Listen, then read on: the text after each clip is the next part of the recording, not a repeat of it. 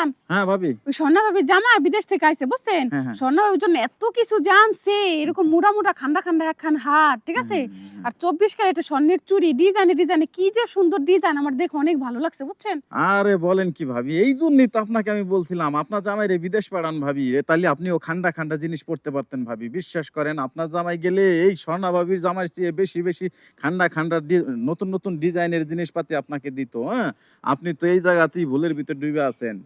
আমি আজকে যাই বলবো, ঠিক আছে, না যাইতে চাইলে আমি জোর করে হইলেও তার আমি বিদেশ পাঠাবো, ঠিক আছে। এই তো সঠিক সিদ্ধান্ত নিতে পারতেছেন, জোর করে পাঠাইতে হবে। তারপরে যদি না যায়, হ্যাঁ ঠেট দিবেন, আর তারপরে যদি না যায় কি করবেন কোন দি, তারে ছাইড়া ভাইকে আর একজনের হাতে আইটা যাবেন।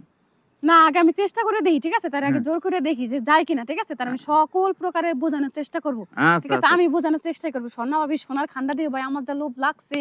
আরে ভাবি শোনেন শোনেন, প্রত্যেকটা নারীরই বুঝছেন অন্যের আরেকজনের কিছুতে ভালো কিছু দেখলেই বুঝছেন এরকম লোভ লাগিয়ে যায় বুঝছেন। আপনিও যা, আর আমার বউ তা, আর একজনের দূর বউ মামুন তা। বাপরা, এই কথাটা আবার আমার পছন্দ নয়, একটু বেশি কইলেন। না ভাবি, এটাই স্বাভাবিক।